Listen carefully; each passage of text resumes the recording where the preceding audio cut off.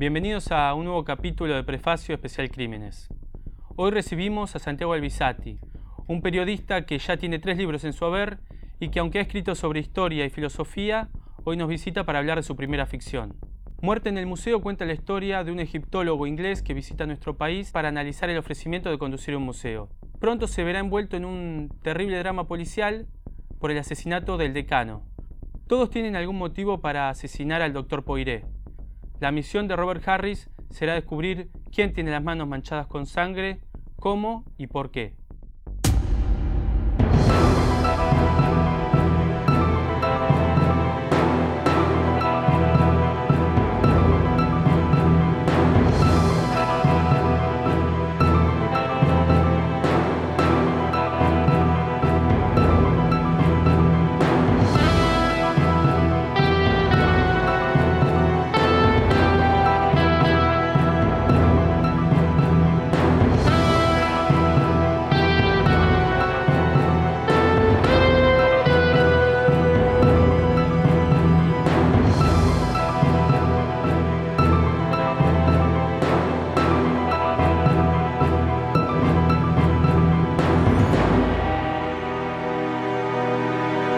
Bueno, Santiago, bienvenido primero. Bueno, la idea es hablar un poco de este libro que has hecho, tu segundo libro, y pasaste de hacer un libro de filosofía a un libro de ciencia ficción. Contanos cómo fue un poco ese salto. Fue complicado encontrar la manera de escribirlo. Yo he hecho un libro de filosofía que era bastante sencillo, es tipo un manual universitario, bastante simple de hacer, es cuestión de recopilar información, en realidad no estoy creando nada nuevo. Y la novela, era la primera vez que me lanzaba a hacer una novela, me resultó muy difícil encontrar una manera de hacerla, una metodología para llevarla adelante. Hay autores, obviamente que no me puedo comparar con ellos, pero hay autores que tienen mucha facilidad para esto, no sé, así para nombrar gente conocida, no sé, Hemingway se sentaba en un bar y podía tener 200 personas alrededor, ruido, molestias, y el tipo escribía de corrido y tenía una metodología y era una forma de escribir que él respetaba. O gente como, no sé, Stephen King, que se encierra en un tráiler y escribe una novela en 6 meses. Claramente yo no tengo esas virtudes de ellos, no tengo esa capacidad, entonces yo me trababa constantemente, no sabía bien cómo hacerla.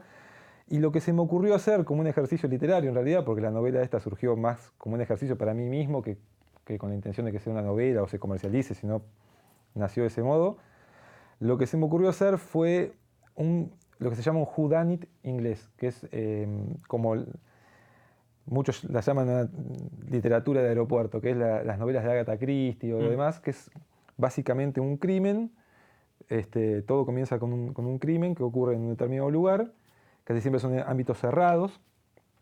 Hay determinados personajes muy definidos, cada uno cumple un rol, y se va desarrollando la investigación de ese crimen hasta que se resuelve. Y la idea es que el lector tenga las mismas herramientas que el personaje principal, que el que investiga el crimen. Y muchas veces se hace ese juego con que el lector también trate de adivinar, incluso antes que el personaje principal, quién es el culpable. Y eso a mí me resolvió muchas cosas, porque el whodunit tiene como una estructura estandarizada.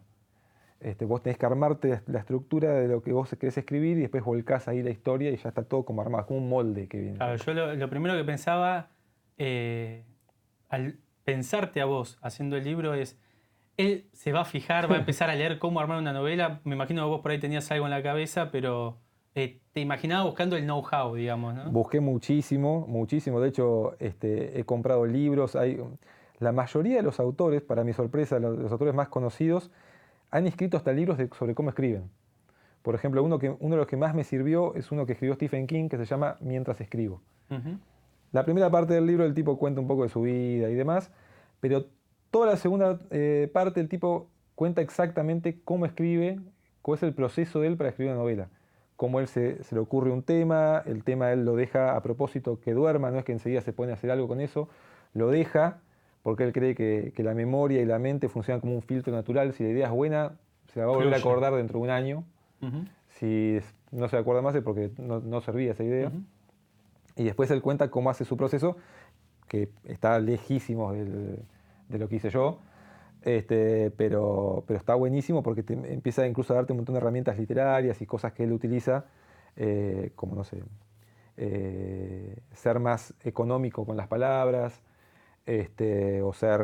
o no poner tantos adjetivos, un montón de recursos para ganar verosimilitud, que es lo que él, dentro de todo quizá a mucha gente no le gusta Stephen King, pero una de las cosas buenas que tiene él es que es muy verosímil en lo que cuenta. Cuenta cosas que son insólitas, o sea, que no podrían pasar nunca, y crees que pueden llegar a pasar por cómo él la cuenta. Claro. No sé. Salem Slot es una novela de él que habla de un vampiro que llega a un pueblo y literalmente arranca a atacar a todo el pueblo. Es algo ridículo, pero él te lo cuenta de una manera tan realista y con tan poco adjetivo y sin ganas de disfrazar nada que parece que pasa. Bueno, vos sabés que hace poquito leía una frase que el desafío al escribir una ficción es parecer que sea cierta, que sea Es la verosimilitud, verdad, sin ¿no? dudas. Y más allá del proceso, ¿por qué el desafío, digamos? ¿Qué pasaba por tu cabeza? Siempre quise escribir una novela, siempre se me ocurrió, siempre me gustaron mucho las novelas de crímenes y de misterios y cosas por el estilo, tenía muchas ganas de escribir algo por el estilo. Y bueno, en ese momento encima trabajaba en periodismo con vos, y eso, el clima del periodismo también te genera estar todo el tiempo escribiendo y te estimula también la creatividad. Estás todo el tiempo, tenés que escribir columnas una tras de la otra, y escribir una cosa, escribir la otra, o editar o lo que sea. Eso te estimula mucho la creatividad, y era como el momento en el que me sentí que estaba con más ganas o más preparado de algún modo para hacerla.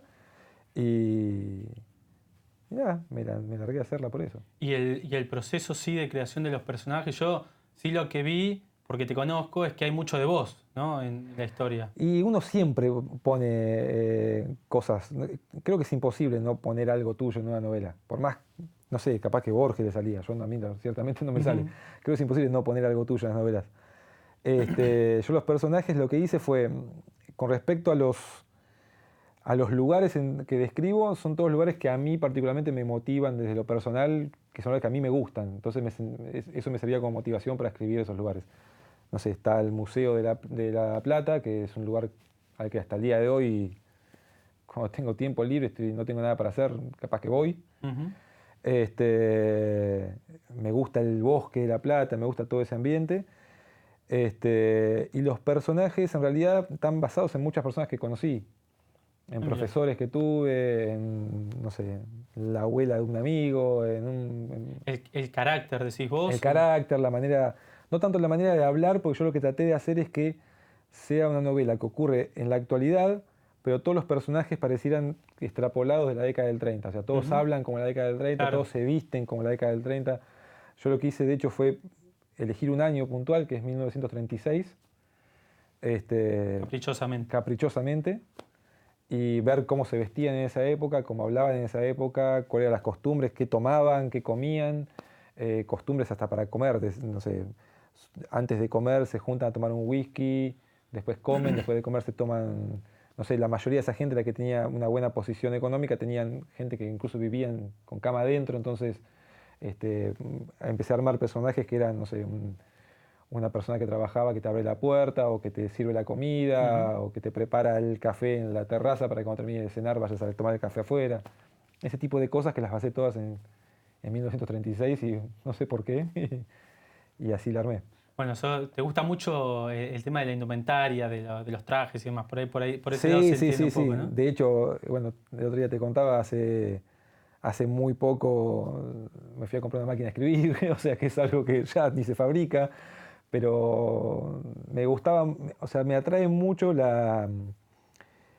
visto de afuera, por supuesto, extemporáneamente, estamos en el 2019, me atrae mucho la simplicidad con que se hacían determinadas cosas, que hoy en día la tecnología, internet y demás, con todo el multitasking que eso implica, no es muy simple, hoy es todo como más complejo. Y en aquella época como todo más sencillo me parecía, entonces me gustó bastante. Te atraía. Sí, me atrajo los personajes que vengan de esa época. ¿Cómo resolviste el nudo de la historia? Porque cuando vos vas leyendo, la historia te lleva por un lado, te lleva para el otro, ves un sospechoso de un lado, un sospechoso del otro. ¿Cómo se resuelve al momento de escribir ese ida y vuelta, Bueno, ¿no? eso fue parte de lo que averigüé cuando me puse a estudiar ese estudio previo que hice sobre cómo se hacía una novela, o una novela de este tipo, un whodunit. Una de las cosas que son importantes es que cuando hay un crimen, todos los personajes tienen que tener alguna razón para ser culpables. De manera tal que todos sean sospechosos de entrada, todos. Entonces eso ya me da un montón para escribir, porque tengo que hacer que todos tengan una razón hacia el lector, que al lector le parezca que todos tienen una razón para cometer el crimen. Entonces, para eso tengo que generar que cada uno tenga una historia, un background que habilite a eso, a que, bueno, este pudo haber sido por tal razón, este se beneficia por ese crimen por tal otra razón. Claro. Y eso ya te genera una buena parte de la historia solamente para armar eso. Y después otra cosa importante son como sembrar falsas pistas. O sea, crear una situación que al lector le parezca, mira, acá ocurrió esto, entonces este tiene que ser. Uno se ve tentado a eso en el Claro, libro. es como que hay todas falsas pistas. La idea un poco es jugar, es el escritor jugando en contra, entre comillas, del lector.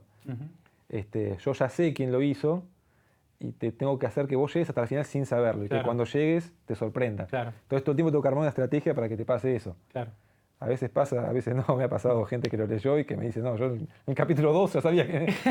Pero bueno. Che, Sani, bueno, vos trabajaste, tuviste la versión impresa del libro, pero también trabajaste mucho en el formato de ebook. Sí, es el que más me resultó. ¿Cómo fue eso? Porque es una experiencia novedosa, ¿no?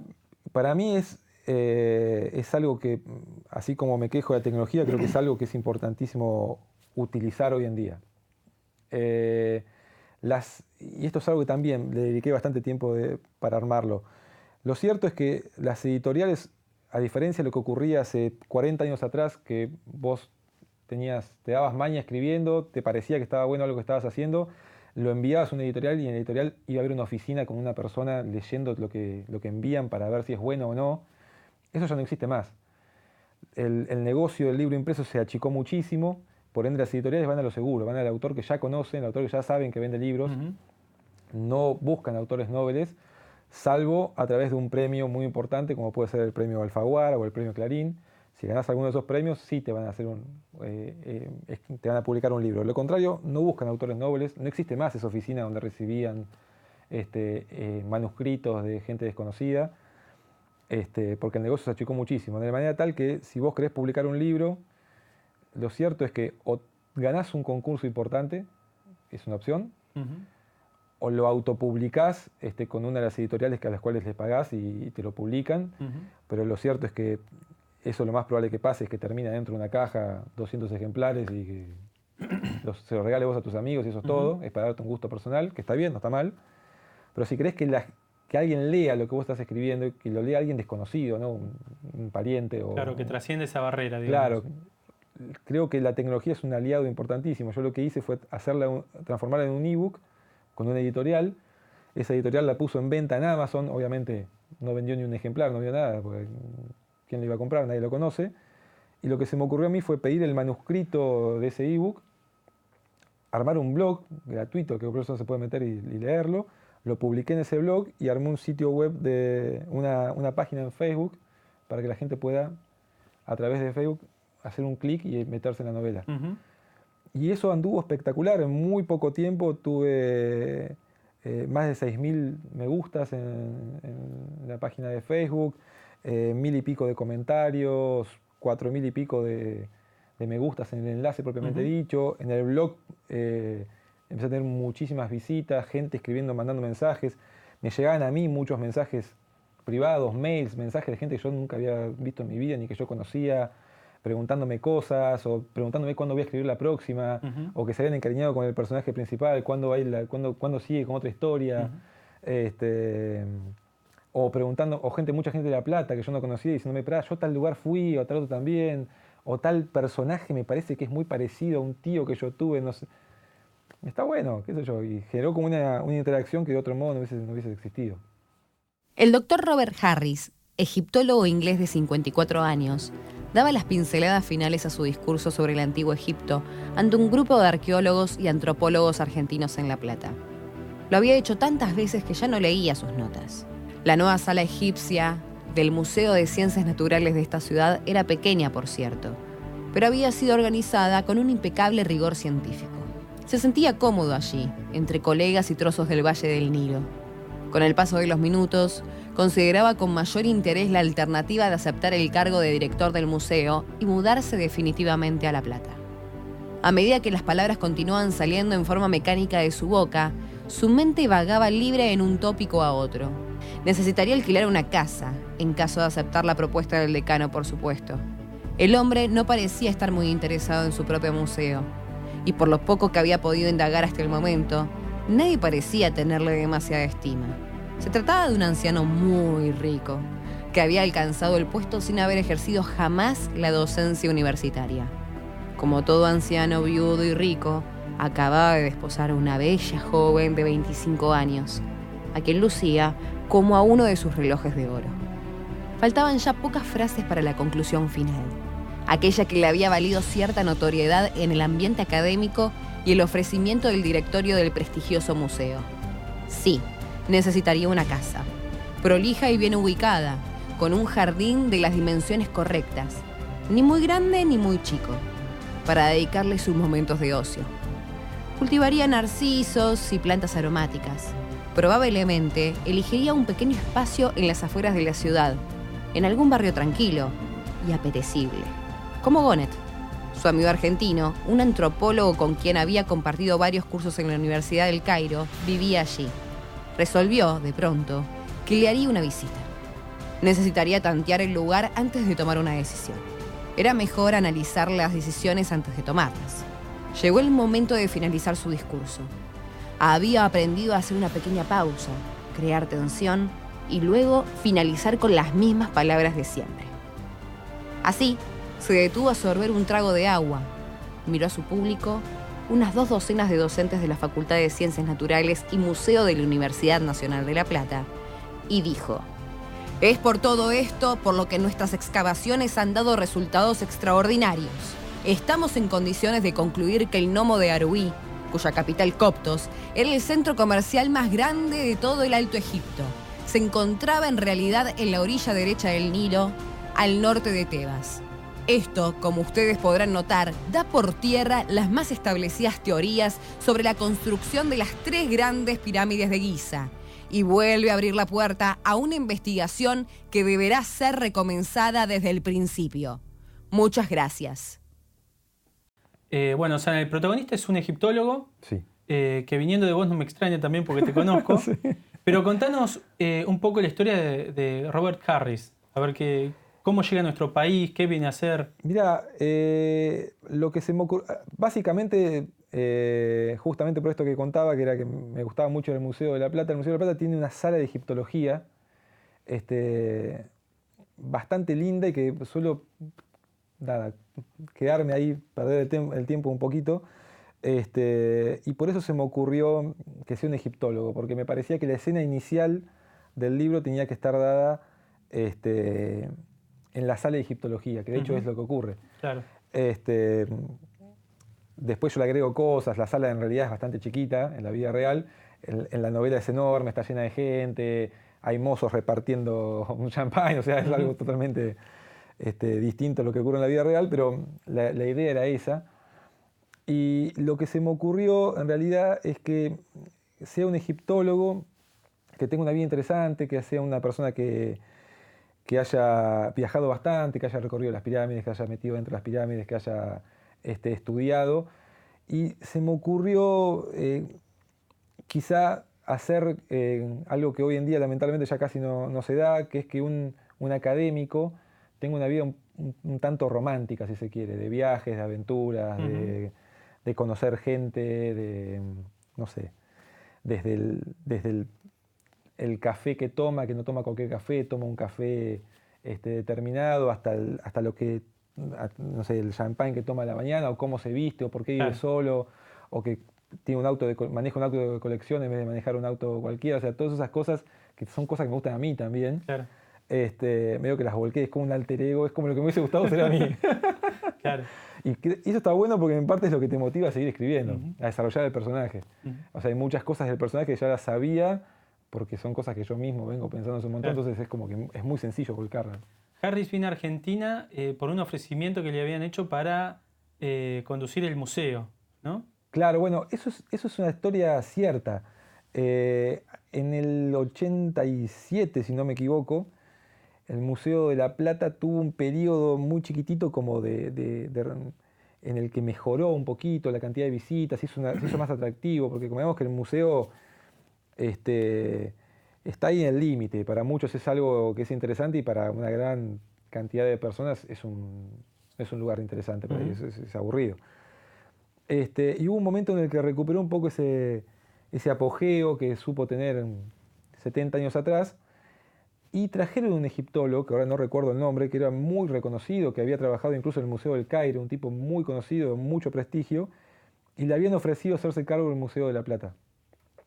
El tipo finalmente no tomó el cargo, pero pude leer un poco de él, pude obtener algunos recortes de algunos diarios de La Plata acerca de esa época. Fue una situación similar, él se quedó en La Plata analizando la situación. Exacto, él se quedó en La Plata durante un tiempo y lo que hicieron fue, de un modo medio pintoresco, fue tratar de convencerlo de que él se quede en La Plata. Entonces prácticamente el tipo no podía estar solo, todo el tiempo lo pasaban a buscar y se lo llevaban a una cena en un hotel, o sea, el tipo no salió de La Plata durante 10, 12 días, no recuerdo el nombre ahora, no salió de La Plata durante 10 o 12 días, pero lo llevaban todo el tiempo a cenas de gala y que se vista bien, y lo llevaban a lugares, a casas lindas y a cenas interesantes para seducirlo al tipo y que se quede en una ciudad década del 80, La Plata. No era justamente de donde él venía, no era el Cairo, no era Londres, pero bueno, la idea es disfrazárselo para que él se convence. El tipo al final no se convenció y se volvió a... De hecho, se fue a Londres. Como contraposición tenemos a un decano que es un tipo que viene de la política, Sí. acomodado, que ve la oportunidad para tratar de, no sé, de pasar a la historia, de trascender. Sí. ¿Cuál es la posición? Ese personaje también está basado en una persona real. Hay muchos como él. Sí. Igual. El apellido, era un tipo de La Plata, el apellido es Yamuni. Era un tipo también acomodado en la política, de bastante dinero, un tipo muy bien económicamente, y un personaje, un tipo que le gustaba mucho salir a la noche, le gustaban las mujeres más jóvenes, le gustaba vestirse siempre se hacía todos los trajes de etiqueta, y que el tipo cuando se va a trabajar al museo, lo hace en realidad como una cuestión de prestigio para decir que era el decano. Claro. De la Facultad de Ciencias Naturales y Museo, que en su momento era bastante prestigioso, y el tipo lo hace por eso, para tener una chapa, digamos, más que porque le interesaba la facultad o el museo. El tipo no tiene ningún interés en todo eso, el tipo tiene interés en ir al hipódromo, ir a jugar al póker, y el personaje es un poco eso, esa persona. Después empiezan a aparecer personajes que de alguna manera se da este fenómeno que vos decís, que todos tienen algún motivo para ser sospechosos, sí. Para estar detrás de lo que va a ser después la muerte del decano. Y contanos un poco ahí cómo se da. ¿Hay docentes, hay investigadores? ¿Cómo es un poco el proceso? En realidad la idea es que el personaje principal, Harris, como egiptólogo, participó de la resolución de un crimen de mucho renombre en Europa, de manera tal que cuando un inspector de la policía bonaerense decide hacerse cargo del crimen del decano, no tiene mejor idea que llamarlo a Harris, que estaba ahí, y le pide que se sume a la investigación. Y así es como se suma, y bueno, empiezan a investigar a de manera metódica a cada uno de los personajes, hasta que finalmente llega a su conclusión, que es el clímax final. Que es una escena también muy romántica, si se quiere, porque sí. es el investigador, en este caso el egiptólogo, en un ambiente cerrado, sí, con todos los testigos medio como esperando que ese es un su poco alocución, el ¿no? clímax de los whodunit ingleses. Siempre termina más o menos parecido también, que es la escena final en donde la persona da su veredicto final, que es quién fue el culpable, y la idea es que hasta ese momento ninguno de los personajes sepa, o salvo el culpable, claro, sepa cuál es, y que sea una sorpresa, que sea alguien inesperado, y que en ese momento se defina todo. Bueno, San, ahora la firma de rigor. ¿Alguna dedicatoria? Todo. ¿Algo elegante que nos quieras poner?